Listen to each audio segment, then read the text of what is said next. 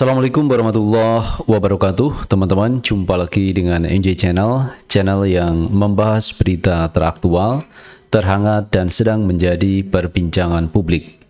Sahabat NJ Channel, kali ini yang akan kita bahas mengenai kasus tewasnya Brigadir Yosua yang sampai hari ini masih menjadi perbincangan publik. Karena masalah ini melibatkan orang penting di Polri, Irjen Ferdy Sambo. Kalau kita lihat teman-teman, Irjen Ferdy Sambo itu adalah mantan Kadif Propam, yang katanya Kadif Propam itu adalah polisinya polisi. Tetapi kalau kita melihat apa yang dilakukan oleh Ferdy Sambo, justru ini bisa mencoreng kepolisian karena melakukan tindak pidana yang ini mengakibatkan anak buahnya menjadi korban karena dilakukan pembunuhan berencana yang diotaki oleh Ferdy Sambo. Itu kalau kita melihat berita sampai hari ini teman-teman. Dan kemarin sudah dilakukan rekonstruksi adegan terkait pembunuhan berencana itu. Dan di sana hadir pula teman-teman, yaitu Ferdy Sambo, kemudian Putri Chandrawati, Baradae, kemudian Brigadir RR, Kuat Ma'ruf. Jadi para tersangka sudah dihadirkan untuk melakukan rekonstruksi. Namun demikian kita lihat itu kemarin tidak ada adegan terkait pelecehan seksual. Nah teman-teman, terkait Ibu PC ini memang menarik perhatian publik. Posisinya itu sudah menjadi tersangka. Sementara kalau kita lihat tersangka lain sudah ditahan. Tetapi Ibu PC sampai hari ini tidak ditahan. Inilah yang dipertanyakan publik teman-teman. Ada apa dengan Ibu PC ini? Kenapa kok dibedakan dengan tersangka lain? Menurut alasan pihak kepolisian katanya alasan kemanusiaan dan dia masih punya bayi teman-teman yang usia 1,5 tahun. Dan kemarin juga dikuatkan oleh beberapa anggota DPR yang mengatakan bahwa Ibu PC tidak perlu ditahan karena alasan kemanusiaan dan punya bayi kecil. Nah itu kemarin disampaikan. Tetapi kalau kita melihat teman-teman, ada sisi lain yang mestinya Ibu PC itu ditahan. Alasannya adalah ini kasus adalah kasus pembunuhan berencana yang hukumannya berat. Ada hukuman yang bisa dilakukan dengan hukuman mati, hukuman seumur hidup, atau hukuman 20 tahun penjara.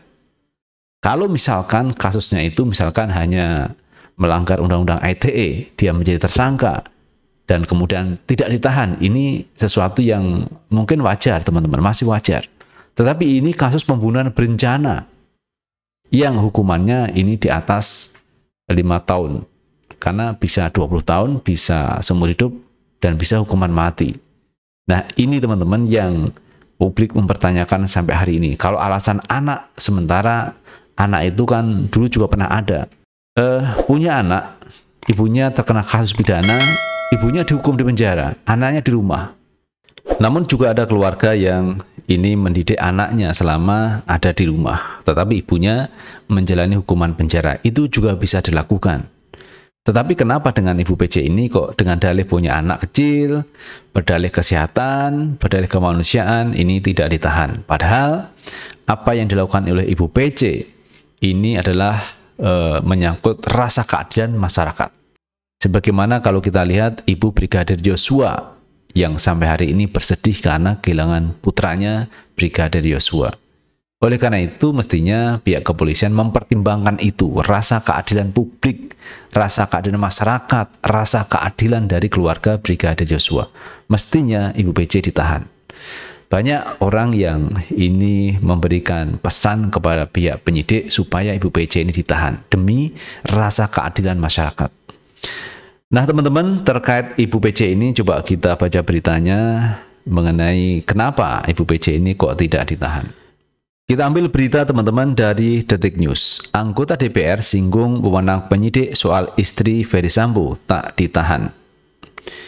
Istri Ferdy Sambo, Putri Chandrawati, tidak ditahan karena alasan kemanusiaan dan memiliki anak kecil. Anggota Komisi 3 DPR, fraksi Gerindra, Habibur Rahman mengatakan itu sesuatu yang wajar.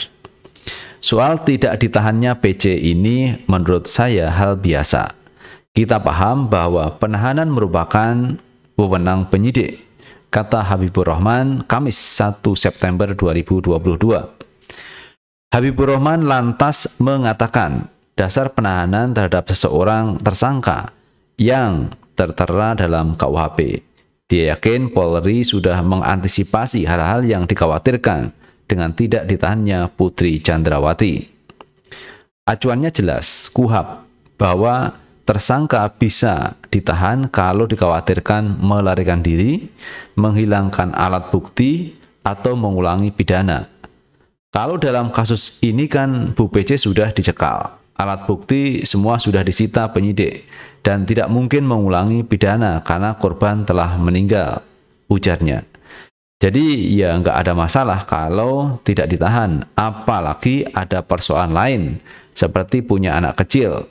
Kasus Nikita Mirzani juga tidak ditahan kok, dan banyak sekali kasus pidana lain tersangka tidak ditahan, lanjut Waketum Gerindra ini. Senada dengan Habibur Rahman, anggota Komisi 3 DPR fraksi PKS Nasir Jamil pun menilai tidak penahanan itu merupakan kewenangan penyidik dan kewajiban seorang tersangka ditahan karena dikhawatirkan menghilangkan barang bukti hingga melarikan diri. Nasir meyakini Putri tidak akan lagi melakukan hal tersebut. Kan kemungkinan besar dan hampir-hampir tidak mungkin dia lagi, Putri Chandrawati, lakukan itu. Sehingga penahanan itu subjektif penyidik, jadi dapat menahan dan tidak bisa menahan, ujarnya. Menurut saya penyidik mungkin ada pertimbangan lain selain pertimbangan hukum, sehingga tidak menahan. Orang yang sudah dipidana pun bisa dibantarkan, bisa dikasih remisi dan gerasi oleh Presiden, lanjut Nasir. Namun Nasir meminta agar Putri Chandrawati tetap dijaga. Hal itu guna menghindari hal-hal yang tidak diinginkan di luar dasar hukum penahanan. Sebagian publik mungkin meminta hal yang sama agar PC ditahan, tapi ini kewenangan penyidik dan tentu saja ya mungkin harus dijaga. Kalau LPSK kan pasti sebagai justice collaborator, dia wajib menjaga Baradae, sementara Putri dijaga untuk menghindari hal-hal yang tidak diinginkan, lanjutnya. Jadi itu teman-teman, ada pembelaan dari DPR. Ada beberapa orang di DPR itu yang mengamini apa yang dilakukan oleh penyidik sehingga tidak menahan dari Putri Chandrawati. Alasan kemanusiaan, alasan kesehatan, alasan punya bayi. Ini yang menyebabkan Ibu PC tidak ditahan. Tetapi kalau kita lihat teman-teman, kasus yang terjadi pada Angelina Sondak. Dulu Angelina Sondak itu terkena kasus hukum, itu ditahan teman-teman. Padahal dia punya tanggungan anak kecil yang harus dijaga olehnya.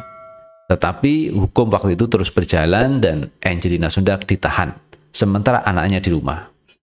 Nah, demikian juga ada kasus Vanessa Angel teman-teman. Dulu ada kasus terkait ibu ini, kemudian ditahan juga begitu. Punya bayi kecil, bayinya itu di rumah, ibunya ditahan. Itu juga bisa dilakukan. Dan itu sudah terjadi teman-teman. Artinya apa? Apa yang dilakukan oleh penyidik terkait Ibu PC ini kalau kita bandingkan dengan Angelina Sondak, kemudian Vanessa Angel, ini menjadi tidak adil. Karena hukum itu adalah equality before the law. Hukum itu harus adil ke semua warga masyarakat Indonesia. Di mata hukum sama, tidak dibeda-bedakan apakah dia anak pejabat, apakah dia istri pejabat, apakah dia orang kecil, rakyat biasa. Kalau melanggar hukum, itu tentu harus ditegakkan hukumnya. Nah, Ibu PC ini kan begitu teman-teman. Dia punya kasus hukum, dan hari ini sudah menjadi tersangka, dan pasal hukumannya ini adalah terkait pembunuhan berencana, bisa dihukum mati, bisa dihukum seumur hidup, atau mungkin 20 tahun penjara. Ini kan hukumannya cukup berat. Nah, kalau melihat seperti ini, mestinya teman-teman, kalau menurut pendapat saya, sesuai dengan apa yang saya pahami, bahwa bahwa untuk memenuhi unsur keadilan di masyarakat mestinya Ibu PJ ditahan. Karena kasusnya ini adalah kasus yang cukup berat. Beda kalau kasus mengenai Undang-Undang ITE. Nah, ini kan tidak begitu urgen tetapi juga penting, teman-teman. Namun ini bisa juga misalkan menjadi tersangka tidak ditahan. Karena bukan kasus yang hukumannya berat.